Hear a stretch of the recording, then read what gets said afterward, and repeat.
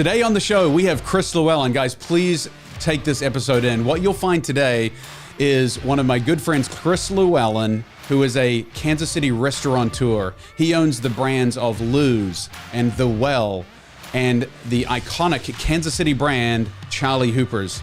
But what he's done differently from most is that he hasn't just relied on his cash flow to go buy a big boat or buy a house in Florida or do something crazy like that. He's taken his active income and poured it into commercial real estate to generate passive income. And I think you'll understand that he did this.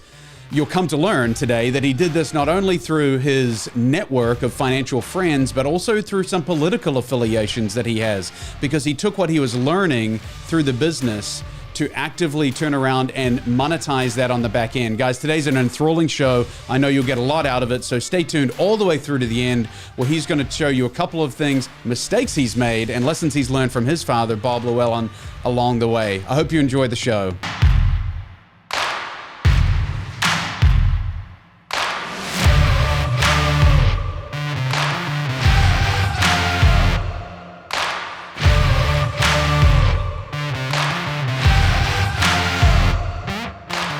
Welcome to another edition of the Mistake-Free Real Estate Podcast. I am your host, Marck, and I'm thrilled to be joined today by Mr. Chris Lewellen. Chris and I go way back. We've known each other almost since the college days.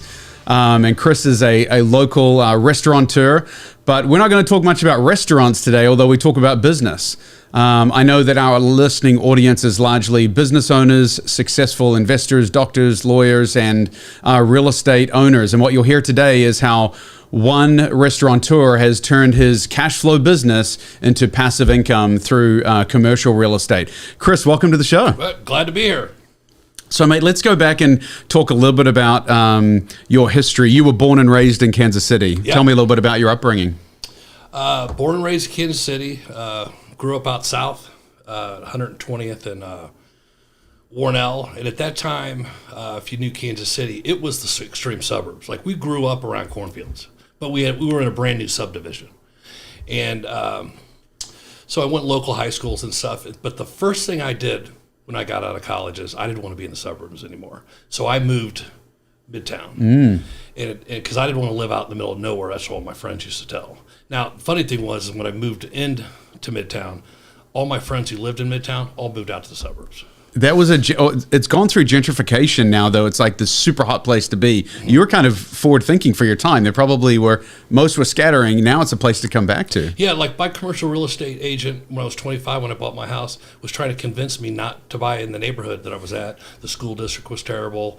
There was high crime and all this kind of stuff. I go, I didn't care, because I was within walking distance of my favorite bar, Charlie Hooper's. And look, you're a guy that is super passionate about Kansas City.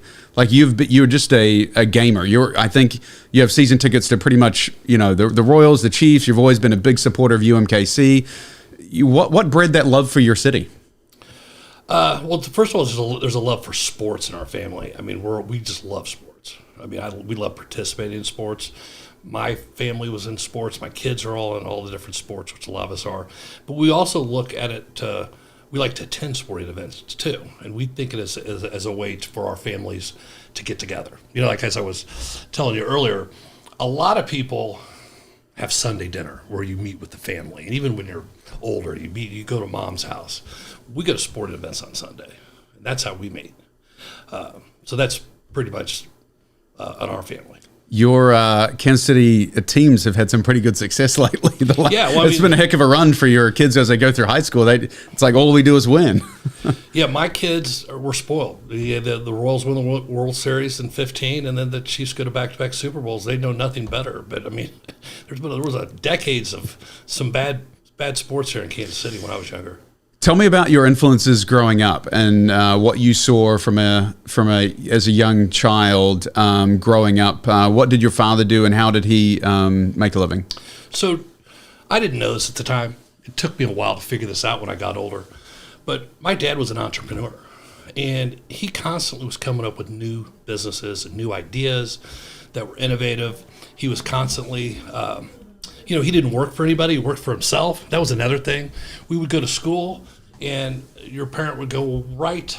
My older brother, one time, the teacher asked him to write what your dad did for a living. So he went home. My dad told him all the different things that he did. I mean, it's just so long I couldn't even talk to you about, but he just juggled all these different things that he did. So my brother wrote it all down, and the teacher gave him an F on it because she thought he was lying about how many things my dad did. So that was he wanted to say, my dad's a dentist, and this is what he does for a living, So that's kind of where I kind of grew up in, that my dad was always taking risks and chances, and those are kind of things that was embedded in me. And when I got out of college, I started working for the man. I mean, I had a few jobs. Some of them I worked for my parents, some of them not. But I just wasn't happy. To me, I wanted to work for myself. One of the things I've always said, I preach this to my kids, is I would rather make 25% less and work for myself than make 25% more and work for someone else. It's the old adage of what is an entrepreneur? It's someone who's willing to work 80 hours for himself so he doesn't have to work 40 hours for somebody else. Right. That's a choice. Well, but the gist is, too, is that I've got friends that make $500,000 a year working for the man, right? But they still have to ask the man to get off early to go see their kid play football. Yeah. I don't want to have to ask somebody at 53 years old if I can go on vacation this weekend. That's me. For sure. So let's talk about that first business venture that you went in. You and your brother started a bar in Kansas City? So a little bit of background for me is I started working for my family businesses. They owned 6 retail stores here in Kansas City. They were in all the major malls. And so I started working there at age 15. Mm-hmm. And multiple locations. And that's how I learned business. It was from my mom. My mom owned and operated these stores. So I learned everything about unemployment, dealing with vendors, accounts payable, accounts receivable, you name it, sexual harassment, suits, not for me personally, but I'm talking about other employees. Yeah. I mean, it was just every aspect on employment of the business that I learned. Ultimately, these businesses started to fail after about 20 years. So closing those businesses down, how to deal with the banks and all that kind of stuff. So when we opened up our first restaurant, I knew nothing about the restaurant business, but I knew everything about business.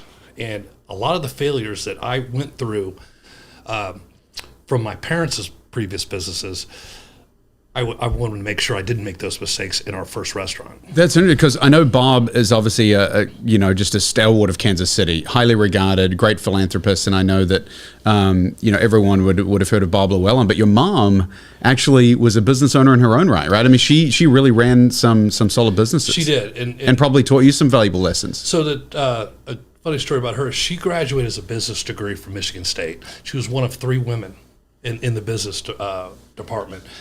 She couldn't find a job when she got out. So she became a stewardess for TWA. Well, TWA's base was here in Kansas City. Mm-hmm. And so she lived in this large dormitory somewhere in Midtown. And that's how my parents met. But she had to become a stewardess with a business degree from Michigan State because that's the only job that she could find. So she was itching to open up her own business. So eventually, as I always said, I got my entrepreneurial spirit from my dad, but I got my business sense from my mom because she taught me what to do in business.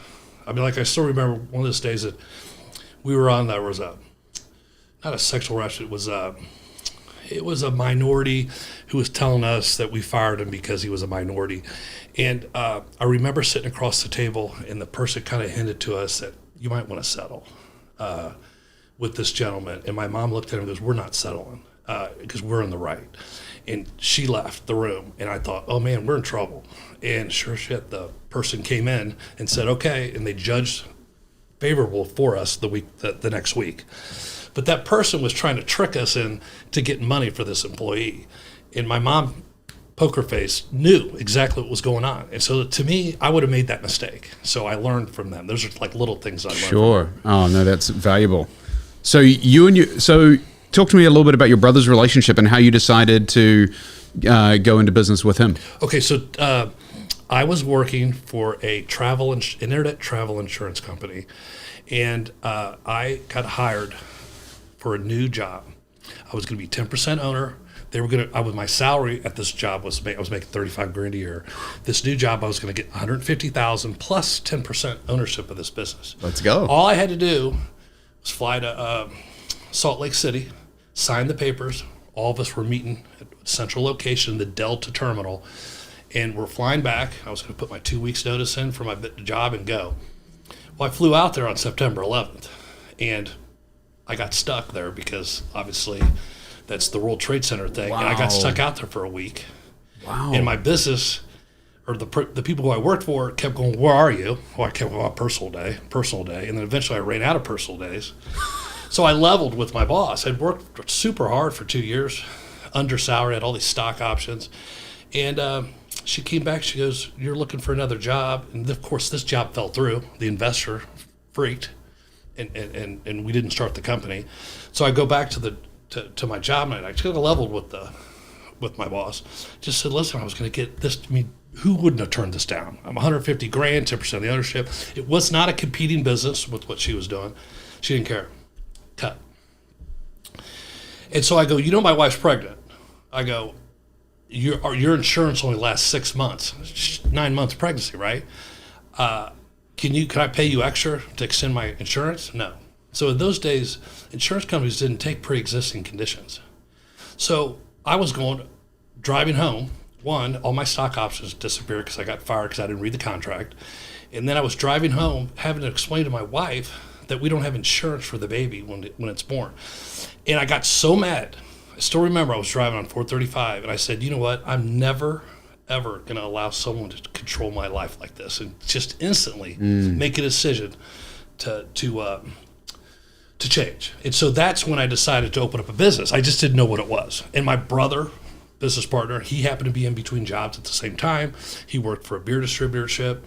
And we both were just going, hey, let's get into a business now. This is time is of the essence. And we always wanted to open up a bar. I mean, I thought every guy always wants to open up a sports bar. I didn't know that not every guy does that. I just assumed that's what everybody did.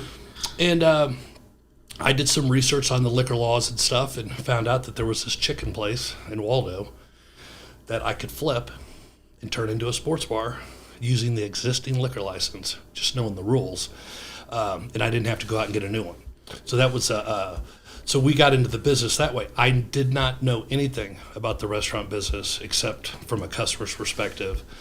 I was smart, hired a consultant who came in and hired our staff, designed our menus, and then ultimately we hired a general manager who, if you could believe it, was actually our boss. Because even though we were the owners, we didn't know what we were doing. So Andy and I were the assistant managers, and we reported to the general manager because he knew what he was doing. So we would work, and we'd ask him, how do you do this? So he had restaurant experience. Yes. And so he'd give us duties and told us what to do. It was phenomenal. I mean, the guy was a great restaurateur. And we learned the business. I sat there for 2 or 3 years and worked 40, 60 hours a week and just learned the business. It's not rocket science. The restaurant business isn't. It's just hard work and staying out of trouble. I said this at a marketing class that I never got asked back at Rutgers University. There was an upper-level marketing class, and I did a presentation about the restaurant business and marketing. And at the very, very end, I told them, I go, you know what? I wish somebody would tell me about the restaurant business before I got in. I go, do you know that you can eliminate 50% of your competition the first day that you open up if you do 2 simple things? And of course, they're all ears, And I go, first one is don't drink at work. Okay. How many bar owners do you know that sit at the end of the bar and get drunk while their staff steals them blind, right? A lot of people get into the bar business because they're alcoholics, so they're getting into the wrong reason. So stay sober, okay? That's 25% of your competition is drunk, so you're going to beat them, right, by staying sober. The other is don't hit on your staff. Don't hit on your staff. The morale of your customers or of your employees go down to zero in any business, but especially the bar business. So I said that. Now, I said that in a little more cruder terms. I never was asked back, but the kids loved me, But I wish somebody would have said that to me. Now, I got in the business. I was married, and I just was having my first baby, so I was grounded. I think that if I would have gotten in the business about 10 years earlier, I may have made some of those mistakes that I just said, but I didn't because I had this child at home that I had to figure out how to support. So that's what grounded me. So Lou's is still in business, still doing great? Yeah, it's about 20 years in business. We named it Lou's, obviously, because That was my nickname in high school and college. I was Big Lou, and my little brother was Little Lou. So that was kind of was it. And also, too, my dad, who was alive then, goes to me, he goes, don't name it Lewellens. And I go, why, Dad? He goes, you always know that guy that opened up a restaurant that failed, and you always remember that name. And he goes, I don't want our last name associated for eternity on a losing restaurant if it fails. So he Thanks, goes, why Dad. don't we do it lose? I go, love the support there. You know what I mean? Everything else he said positively about the business. You know what I mean? Except that one. I was like, okay, I got it. So That's got a guy hedging his bet. So you had great success, and then big opportunity opened up just on a big corner block there in Waldo, where is now the home of the Well. Tell me a little bit about how that opportunity arose. Waldo was transforming at the time, as you said, the trend of people coming back in Midtown, and there just needed a nicer restaurant. Not too nice, but a nicer upper scale casual restaurant besides Lou's. And I saw it. I knew somebody was going to come in and build this restaurant sooner or later. So I drove by this empty building every day from work. It was one story. It's across the street from this bus station. High kind of crime area right there a little bit because of the bus stop. But I drove by every day. I go, God, that'd be perfect for a rooftop. It's one story, put a rooftop patio on that. And after about 5 years of owning Lou's, I go, we need to expand. My brother and I weren't going to send our kids through college with one restaurant. So I saw this building, and we had an opportunity to buy it. Why was it being walked over as far as being a restaurant opportunity? First of all, the property was completely gutted. It was several I can't say it was built on a slight hill, so there wasn't one level. It was all different levels, kind of went down. There was no heating or any utility whatsoever hooked up in the building. There wasn't even bathrooms. So somebody was going to have to spend some money doing whatever they were going to do for this. So I was confident enough now that I knew how to run a restaurant that I could now build this out. And funny thing was, I felt, even though we invested a couple $1 million in the property and building the restaurant out, I felt that was less risky than actually open up at Lou's. Because at Lou's, we lease the building. And if we fail, the landlord keeps all the stuff that I just had, right? Well, at least if I bought the Well, built it out, and my business failed, I own the property, and I can get my money back. It may take me 20 years by finding another restaurant to come in to lease the building out, but I wasn't going to lose my ass doing that. So, ironically, that was funny because it was such more riskier and so much financially more at risk, but I felt more confident because of the fact that we owned the real estate. One of the cool stories I love is talking a little bit about the liquor license there. There was because you were ingrained with the city, there was an opportunity for you to realize an investment opportunity that others would have just walked by. Talk a little bit about that story. So that's one of the benefits is that, I sit on several boards, some charity, some city-orientated, and just getting out and about and meeting people and learning what's going on and not staying laser focused on just your business and your house. We have a lot of people that just do that loop every day. Mm-hmm. Well, I sit on this board, and it's an advisory board for the liquor licenses and all the different things that go on with it. Well, I noticed one of the things that they presented in front of us was they were changing the way a liquor license is measured close to a church. For the most part in the state of Missouri and Kansas too, you can't put a liquor license like right next to a church or a school. You have a certain distance. Well, they were changing, for some reason, the distance between these. And the measurement used to be from the front door to the property line of the church, and it had to be 300 feet or 300 yards. Well, this building was like 285. So this building, one of the reasons why it was empty is he couldn't get a liquor license there. Well, I knew this new law came in, and instead of going from the front door to the property line, it was the front door to the corner of the church, which gave us an extra 30 feet, which allowed our property now, entire property, to be able to get a liquor license. Brilliant. And so I was able to get that. And as I told you earlier, the real estate agent, the broker who was selling us the building, said to me, he goes, now you can't get a liquor license here, don't you? And I go, yep, I know that, right? But he didn't know because I didn't want to tell him might have jacked the price up. For sure. But the information was critical there, and it was because I was doing my civic duty. I was educated about it, and I was willing to take the risk. I like to say those that give and give and give, the scales of receiving often tip in your favor. And that's an instance of where you're giving your civic duty. You understood the laws and rules and regs and how they were changing and adapted and saw an opportunity and took it. It's the classic American dream right there, right? Where it is. Just knowing and understanding the marketplace. That's awesome. I truly believe on the giving part. I mean, just as a restaurant, when a restaurant donates gift cards and food and all that stuff, 80% of it, a lot of people look at it and goes, oh, well, you're advertising. Well, you're really not. I mean, this $25 gift card that you give to a charity auction is not going to generate you a whole bunch of business because your name is in a book of some kind. You have to look at it as you're giving back to the community with not expecting anything in return. And I think doing that in life on all levels karma seems to come back tenfold sometimes, and it did on this one. No, love that. So the Well was a massive success. The rooftop bar is it the only rooftop restaurant in that area? Yes. It also was one of the first in Kansas City at the time. And once again, a stroke of luck for us is that it was in 2008 when we bought the building, and if you remember, the stock market crashed. And that Christmas when we started construction, I mean, everybody told us not to do it. They go, we don't even know if restaurants are going to exist a year from now because the world's crashing in. And, this is a bad, risky deal. Don't do it. Well, we'd already purchased the property. I'd already hired the contractor.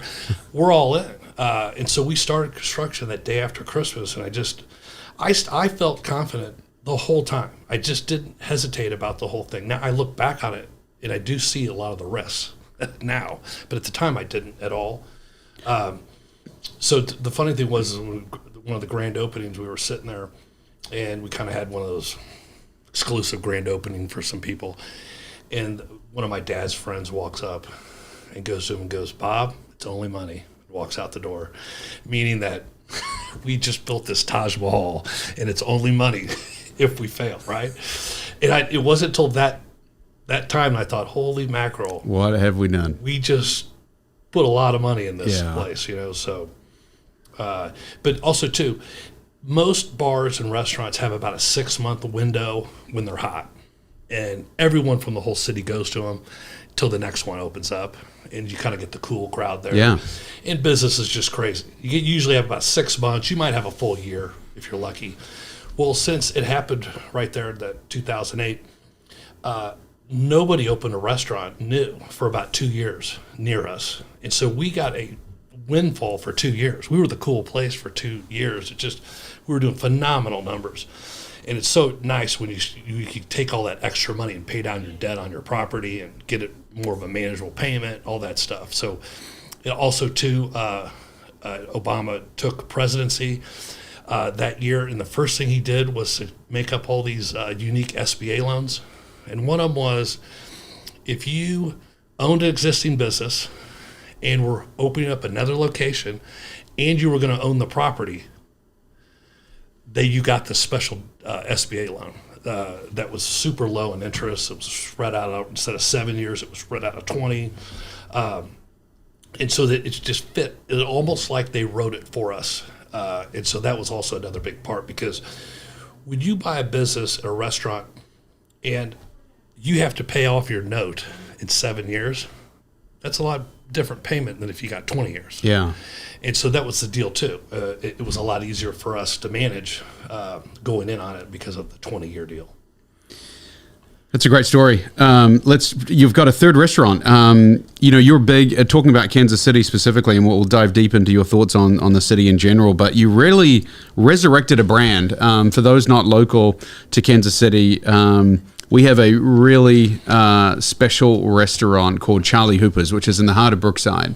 And when I first came over to America, it was in my college years. I lived at 55th and Rock Hill. And it was a bar that we went to just frequently. In fact, I still remember my dad and I, going down there, sharing a beer when he would come to town. But it kind of took a nosedive and was, I guess, struggling. Again, now, I'm living out in Lee Summit, don't go down there as much. But I heard the news you were buying it and was thrilled to hear that. tell us a little bit about what led you into that move. Well, first and foremost, my brother and I needed to expand. By this time we had a lot of kids. We knew 2 restaurants weren't going to pay the bills either, so we needed a third one, right? Yeah.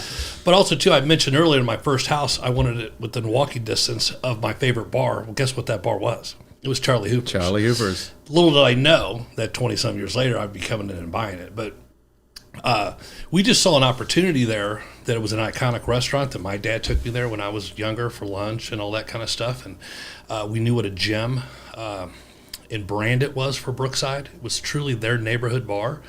And this owner, he ran a great operation for 35 years. But a lot of times when you get older, you're in your 60s and you kind of tire out and put a lot of Band-Aids on the business. And ultimately, it was losing money. And so the owner wanted to get out.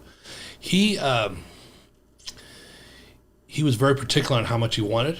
And a few years earlier, he wanted a lot more money than he ultimately sold it for. But what the deal was is that I was interested in the Brooksider. I wanted to buy that. And so I was in negotiation with the owners. And but that's a bar across the street. Yeah, so sorry about that. With those, I was in negotiations with them. And they wanted a lot of money for their business. And it was closed at the time, but I wanted the liquor license and that kind of stuff. And they just, to me, it was crazy the amount of money that they wanted. So I go, you know what? What's the best thing you do? Let's bring us another competing offer. And so I told the guys at the Brooksider, I go, you know what? I'm looking at Charlie Hooper's too right now to see if they'd sweat, a little bit and come down on the price. So we did. We negotiated with Hooper's, and he came out with a beautiful price. I didn't even negotiate after that. I thought, well, yeah, that's great. So I went back to the Brooksider and said, listen, Hooper's has offered us this to sell, and it's across the street. What do you want? And they didn't budge. They didn't believe us, and so the rest was history. We bought Hooper's, and I also told that owner too of Charlie Hooper's that I was going to buy the Brooksider. So that intimidated him too. He's like, oh shit, I'm already losing enough money, let alone have successful restaurateurs come in and move across the street. So I pitted them against each other, and I was able to come out smelling like a rose. Just a smart business moves. The business savvy that you've talked about, even in these moves, positioning yourself to understand information, use that to your advantage, understanding. I mean, there's little geopolitical moves that you've done on a national level with the SBA loan, as well as just locally with the liquor license laws. You're a student of law. I feel like you read up a lot. It's an interesting relationship, delving back into you and Andy. You have that CEO and COO kind of match made in heaven. I tell a lot of people that a CEO visionary is super important, but vision without execution on the back end is hallucination. That's true. You get lost. And so, sometimes visionaries that are on their own, entrepreneurs get lost, they just go, and they have these big dreams and visions, but they don't have anyone to execute on the back end. And you can't scale a business without having an operational assassin. Andy was always there in the background with and again, I know it was your guys' vision, but you were kind of leading the way with him, definitely as an operational assassin on the back end, right?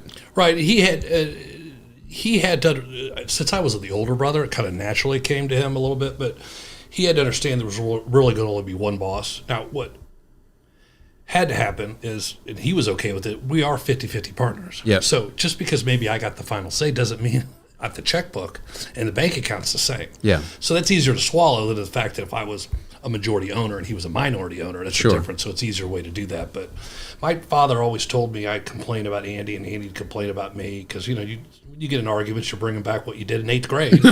That's your business, right? Yeah.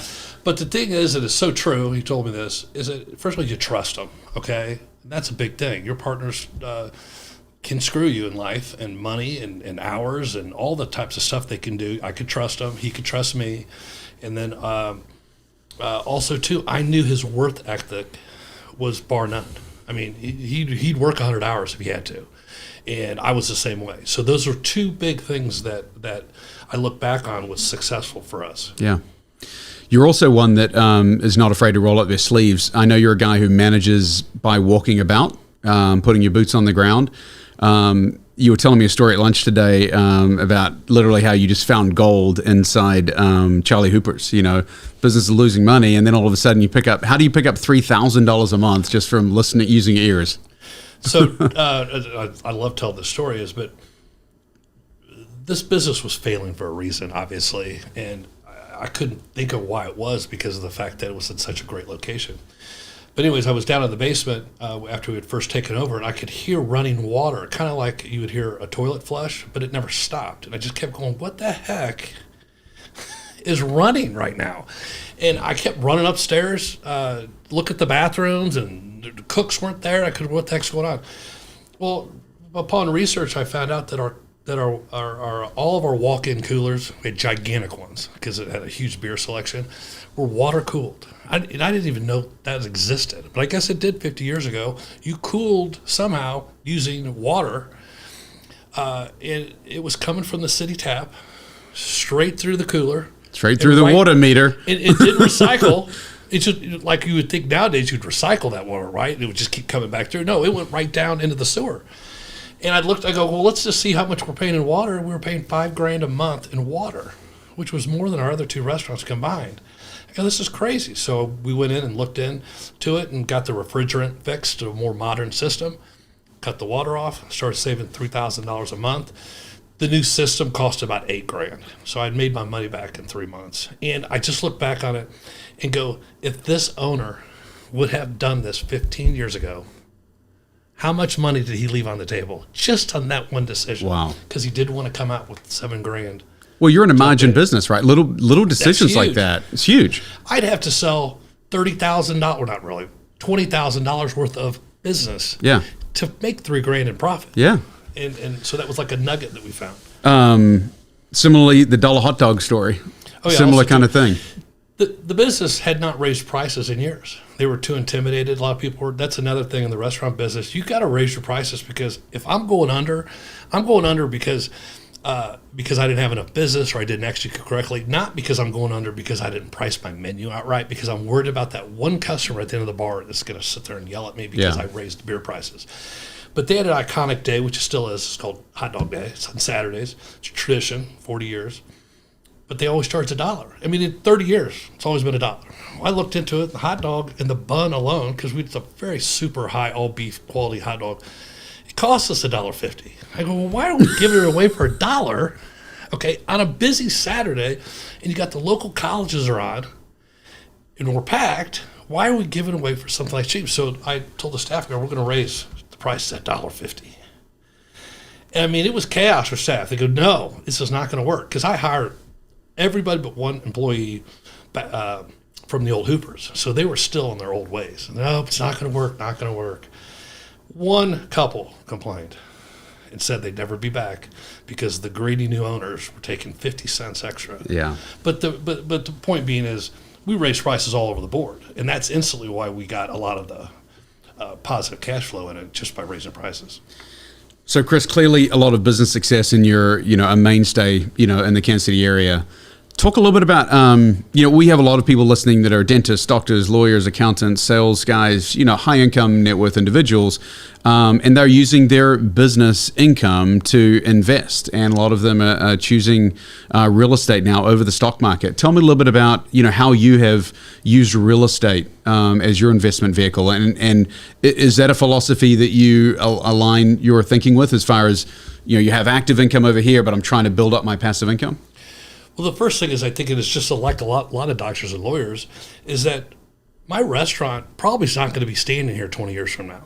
So if I want some kind of retirement and some kind of income the rest of my life, I've got to take my profits instead of going and buying a new boat in a lake house somewhere, which I do have one, but I'm saying besides doing that, you've got to put it in something solid, right? And so that's what a lot of restaurateurs, their biggest asset is their restaurant. It's similar if someone was a doctor or a lawyer. Ultimately, you're going to stop. Where's your income coming in? So we take as much cash, I say we're cash, as much profits as we can out of our restaurants and invest it in commercial real estate. We have since day one. We opened up Blues. We were making a little bit of money. I was buying little buildings. Now we've got the restaurants and stuff. I always think that you have to have a business that cash flows independently from your commercial or real estate investments because you need a feeder of cash coming in so you can invest. It's also a nice thing to have when at times your real estate is going to be negative cash flow. for one reason or another. Might be because we own a giant strip center and the freaking Costco just left. Yeah. And we're sitting there. Well, it's nice to know you got cash coming in to help pay off some of those negative cash flows. And similarly, when COVID hits and you have negative income coming in on your real estate businesses, or at least there was a chance of that, you've got your real estate, from your restaurant business. Right. Now you've got your real estate business over here that's supporting it with the passive income coming in. So, and then the other thing too is for me in commercial real estate is, I try to save up a couple $100,000 and then I go buy something for $1 million. Yeah. The bank will loan me the money. I put down 20%, and then 10 years from now, that $1 million building now is worth $2 million, and I've got the thing paid off or close to paid off after 10 years. So it's a big asset for me. I'm only putting down a couple $100,000. So that's kind of my game that I play, and because ultimately that is my retirement. I don't have a 401k. I don't have very little money in the stock market. My philosophy is if I'm 65 or 70 years old and I need $1 million, I'm just going to sell one of my buildings. In the meantime, I'm going to collect that rent from my tenants and make money. Yeah. Or the other way would be if you have a building that's paid down to zero and it's worth $2 million, suck out $1 million and let the tenant pay it down again slowly over time. We do that all the time. Yeah, you have so much. I mean, the difference between the stock market and real estate is so profound, in my opinion, both risk wise, but also with leverage. You just said, if you wanted to go buy $1 million worth of Google stock, how much money do you need? $1 million, yeah. If you want to go buy $1 million building, how much money do you need? 20%. Yeah, I mean, so to that end, I think your philosophy is just so in line with what we're teaching our investors right now, which is take your active cash flow, throw them into buildings that will appreciate over time. Love that philosophy. So give us a little bit about your portfolio. Just what have you been dabbling? You own strip centers, restaurant. Like what kind of land and commercial stuff have you been buying? We own. The other philosophy that I do too is if it starts to get over a few $1 million, I don't want to own 100% of it. Okay. We want to be about a 25-30% max on 10, 15, $20 million properties, because you want to have partners when things go bad. If that Costco leaves, you don't want to have to come up with 100% of that property. So I always thought in my life, wouldn't you want to own 100%, especially when it's rolling? Yeah. But ultimately 20, 30 years from now, that piece of property may not be as good as it was 20 years ago, and you're super happy to have property. You still own the same amount, but it's spread out over several pieces of property, and that's a philosophy that I've had. And it's something I disagreed with my father when he first was investing in real estate. I just thought this is a no-brainer. We need to buy more, but he was always adamant on that. And now I see it because 30 years later, some of these properties aren't great anymore, and it's sure nice to have partners to. That's a real. That's a revelation for me. I haven't heard it spoken that way before. But to do that, you have to have financial friends. Tell me a little bit about your financial friends network and how you foster a network in that regard. Because it's one thing to say, okay, we're going to go buy $1 million bill or a $3 million building, and I'll put up 2, you'll put up 2, you'll put up 2. Who are those guys? How have you built your financial friends? We partner with one of the real estate companies that are family friends of ours, and they help us find some partners every once in a while. But also, too, since we've got such a good track record, we have people asking us, hey, to partake. Next time you get into something, let's go. I have to say this, though. Most of the people that ask me that, if I ever do say, hey, you want to pitch in, they never buy.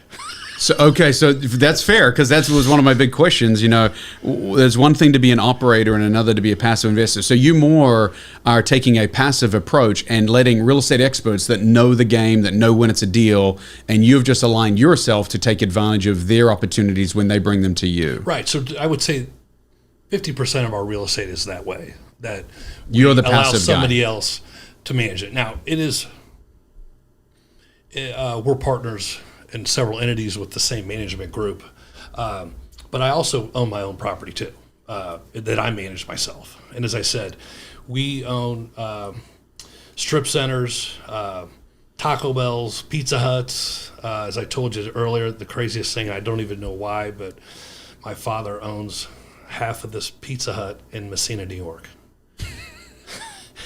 And I visited it about 10 or 15 years ago, because he goes, I've never seen it.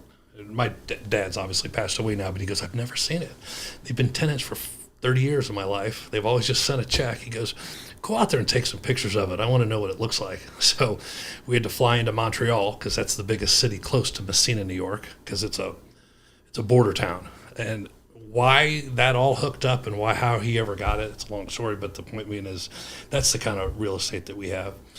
Our family had ends with the original Pizza Hut and Taco Bell owners. And to that end, you've actually got a good story just down the street, not even a half mile down the street here in Blue Springs, the similar kind of thing where I think it's a good indication that, one of the philosophies I have with real estate is don't wait to buy real estate, just buy real estate and wait. You had an instance here where the city was mandating that you do certain things and you had to demo a building down and you had to put curbs in and spend $600,000 on a reformatting of this lot. But now you've got a 20-year lease, a ground lease. Beautiful concept. Give us a little bit of flavor on your thoughts on how real estate opportunities seem to always end up coming out at the end of the day. Well, the thing about it is it very rarely do you come out buying a building and selling it for less than what you paid for it. Actually, to be honest with you, it hasn't happened in my lifetime. Now, I have had some negative cash flow times, but this building here was located in one of the hottest spots in the whole state. I mean, on I-70 and 7 Highway on a corner, stoplight. I mean, it was right across the street from McDonald's. But the tenant there had this lease that he wasn't paying on, closed the business. We were suing him for back rent, and some of the partners wanted to bail out. Now, the nice part about it is this is not one of the buildings that I manage. It's through the Block and Company Management Company. And they were situated to handle this deal. They went out and found that tenant, Whataburger, and then there was a big complexity to it because the city, since it was located, we're going to have to put a street light in. They were going to have to put a curb cut in and do this and that. It was $600,000 worth of improvements. Well, that was way over my head. I couldn't have had the patience and sat there and hired an attorney and done that stuff. And so this is where it comes in when you're actually partnered with someone that knows what they're actually doing on a high complex issue like that. Yep. And so this management company went and met with Whataburger, and we hired an attorney. And of course, I'm cash flowing my percentage of this through this whole thing, but I'm aware of it. We get notices and talk about it all the time, and I help out if I've got a connection with the city somewhere. But ultimately, Whataburger came, and it literally, when they signed the lease, our property was worth 2.5 times more than it was the day before the lease was signed, like that. Wow! And some of our partners, as I said, wanted to sell a year earlier. Yeah.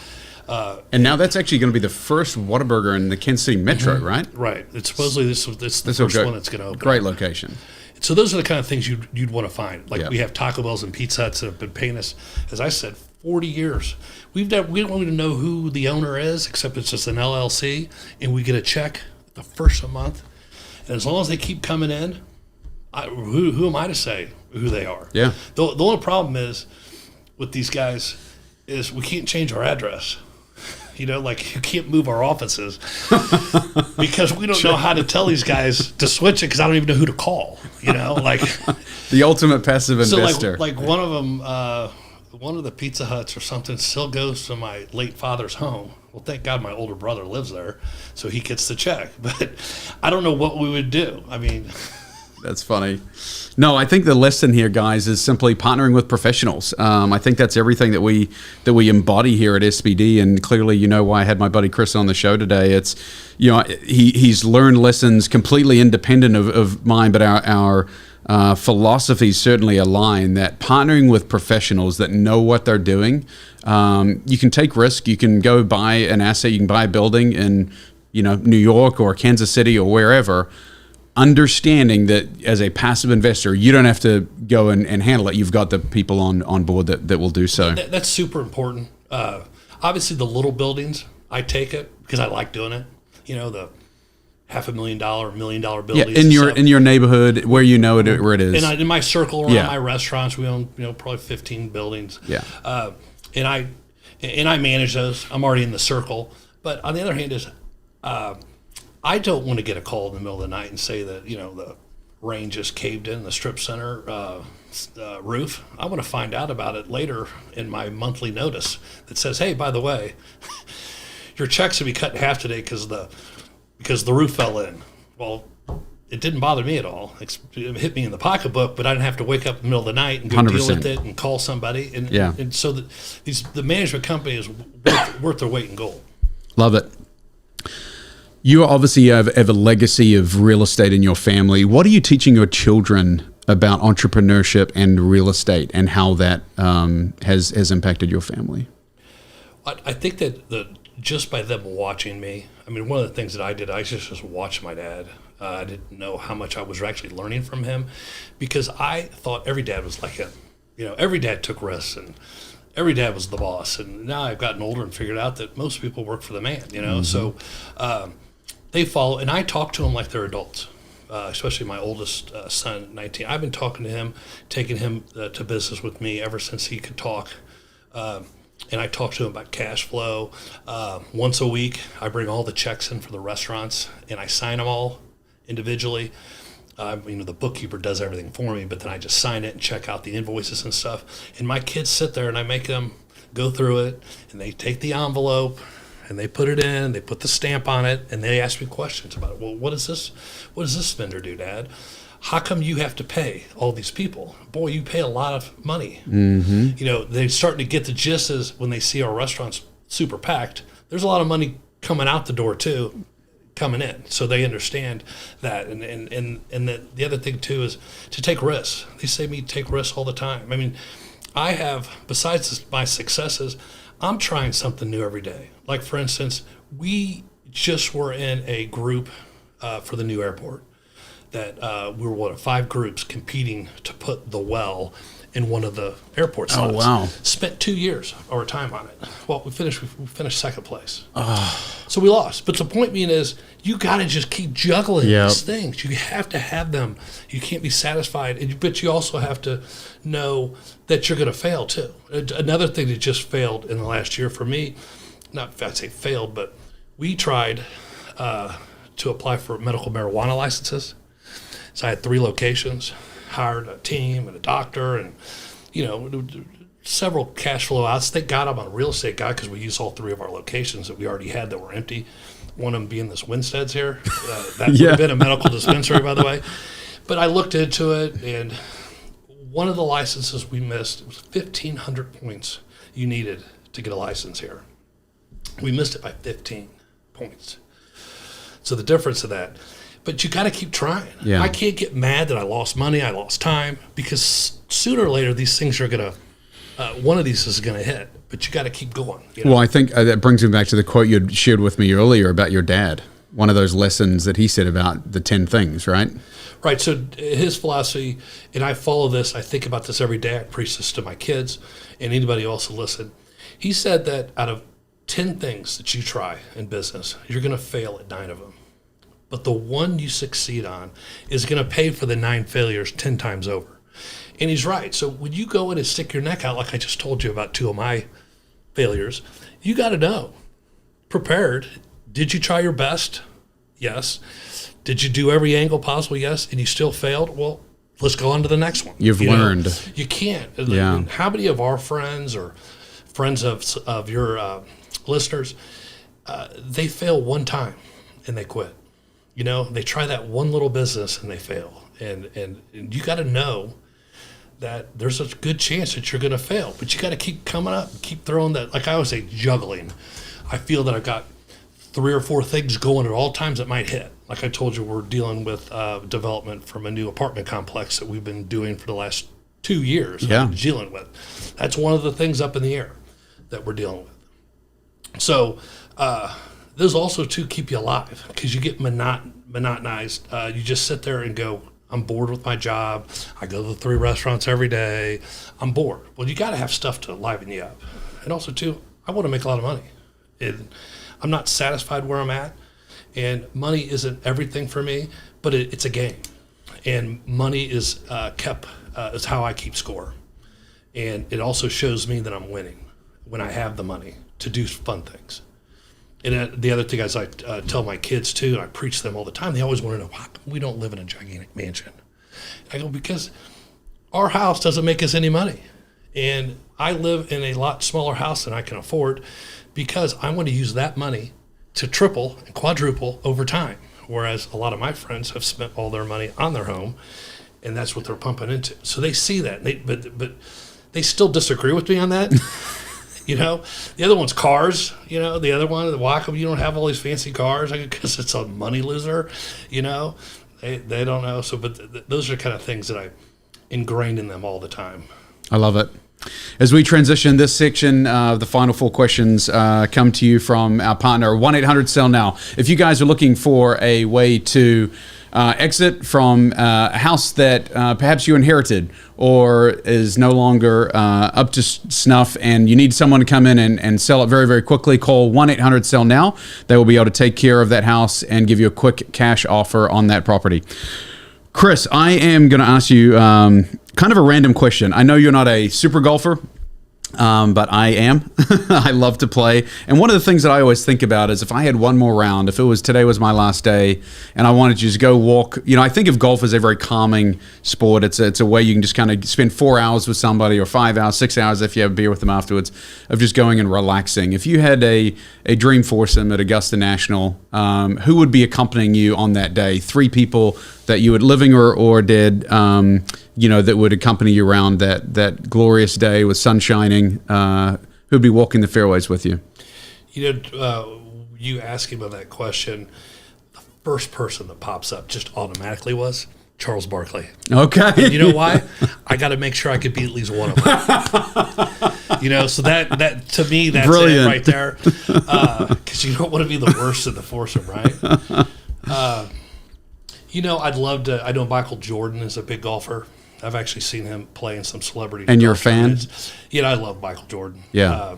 I'm also a LeBron fan too. Don't get me wrong, but I think he would be very interesting because he's not only a superior athlete, he's a great business person too. Yes. And I thought that's one of the things with my friends and stuff. I like to hang around people that invigorate my mind. They don't talk about high school all the time and what they used to do. And I like people who are better than I am at what they do. You know, on a religious aspect, I think it'd be cool to have the Pope there with me. So I got Charles Barkley, Michael Jordan, and the Pope. Now, I could get really religious and say Jesus. You know, I don't know if that's an option. I would take Jesus probably. Absolutely. You know, but then he'd shoot 18, and it wouldn't be fair. maybe he could do some miracles on me, maybe. Too. I don't know. So those would be some people would be interesting. Well played. What were your 4? No one has actually asked me that one. For sure, my dad. You know, we're in a different time right now where, you know, I don't know when I'll be back to New Zealand. COVID has, you know, really impacted that country politically and not so much with the whole COVID mess, but they're just trying to strand themselves and put themselves on an island. And they're really struggling now with this managed isolation quarantine that I mean, you know, America, I mean, you can go wherever you want, fly wherever you want, go to any hotel, any restaurant. And if you have a mask, it's quote unquote, you're protected, you know. In New Zealand, they're just saying you can't come in unless you negative test before, unless you quarantine for 2 straight weeks. So, and right now they have only 3,800 hotel rooms that are able to be used for managed isolation quarantine for 2 weeks, and they have 35,000 people waiting on the list to get in. So it's a tough time for me when I just don't know what that looks like, whether I'll be back there anytime soon. Would love to spend that time with my dad. For sure, Tiger Woods, just an idol. And then probably someone on a business side of things, similar, like an entertainer and a business guy, maybe Justin Timberlake. I think he's just a cool dude. Yeah, he can play golf. It'd be fun. But you know, business savvy. I think he's kind of like a 5-tool player, you know, when it comes to that kind of thing. Reserve the right to change my mind tomorrow. But that'd be a fun foursome. I just thought, too, Mahomes and Kelsey would be fun, too. Yeah. I've seen them those guys. at those celebrities, too. But that's a good answer. That's interesting about your father. I just forget about that. You know, my father's passed away, and I just kind of put that in a separate category. But that, you know, obviously, I think I would change mine. I would bring back. Yeah, I know he's had a massive impact on your on your career as well as your life. That's pretty deep, and I couldn't imagine not being able to see my parents when they were alive at a whim. that's got to be difficult. Yeah, we'll see. I have hope that they'll get vaccinated or whatever the vaccinate levels, or maybe you can test for the antigen if you've had it, to get down there sooner rather than later. But I have faith that people are doing their best. Difficult time to be in politics, as you well know, making those tough decisions. This show is called Mistake-Free Real Estate. Clearly, there's no such thing as a mistake-free life or a mistake-free game of real estate. Give us an instance. We've talked a little bit about failures today, but can you give us an instance? I think, quite frankly, you've really answered the question almost already, because you basically said, hey, I'm willing to fail 9 times to get to my big win that will 10x it. But give us an idea of a mistake that's happened in your life that you wish you could go back and change. I kind of really answered that question when I told you about the 2 things not to do when you get into business. Not that I did that, but I think I would have did that. I would have done that. The not hitting on the staff and not doing that.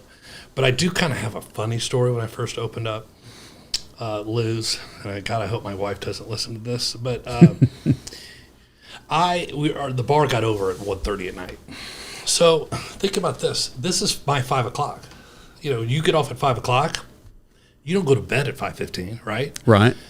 Well, it's my 1:30. So we would go as a staff and rush over to a 3 o'clock bar, clean up real quick, rush over to a 3 o'clock bar, and hang out till 3. Okay. So I would come home at 3:30, 3:45. She couldn't figure out why I closed at 1:30. How come I didn't show up at 1:45? And I kept trying to explain to her. She goes, why are you going out to the bar? You're married. I can't come home and unwind because you're all asleep. I can't turn the television on. I can't do anything. We live in this little tiny house. And so we went to we had a marriage counselor we were going to. And I explained this to the marriage counselor. And I go, don't you really relate to that? And I did the same thing. And the marriage counselor sided with me, by the way. But we both agreed I had to be home by 3. She goes, after 3 o'clock, there's no reason why. The bar's closed at 3. Why you come home at 3:45? Because we knew the owners, and the owners would let us stay late, right? But she just goes, and no after parties, none of that kind of stuff. Because the industry's crazy. So yeah.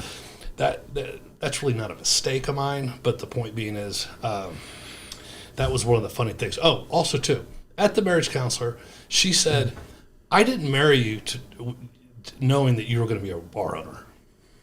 And she didn't. She came from a family of non-entrepreneurs. They were her parents were very frugal, and they made a lot of money, and they're very smart with their money and stuff. But none of them owned their own businesses, and they were confused about what I did for a living. Yeah. How come I didn't get a paycheck every Friday? How come I wasn't pulling money out of the business for the first couple of years? And so she was kind of confused about all that. And so me coming home late and not getting a paycheck were the 2 confusions there. Well, I commend you, because there are so many guys that I know that have owned bars that have just had marriages fall apart, through infidelity and drinking too much. The 2 big things you basically mentioned. You have been a success in the business, and a credit to Kansas City, because you're really revitalizing the downtown area. And I quite frankly, are making more money because of you. We are currently flipping a house at 58th and Central for $685,000. It comes on the market today. Likely we'll get multiple offers, and it'll probably sell for over $700, which is crazy, because you're down in that neck of the woods, and you would have bought something for $150,000 there, 15, 20 years ago. It's a great neighborhood, and it was a great, smart investment for you. That neighborhood did not get hit by the recession. Like, if all the houses went down 30%, in 2008, or 40%, this neighborhood went down 15%. So it really withstand the time. It's always going to be there. These houses were built, a lot of them in the 20s and 30s. They're not going anywhere. And that location is a perfect location for Kansas City. You're in the middle of everything. You're 15 minutes away from everywhere.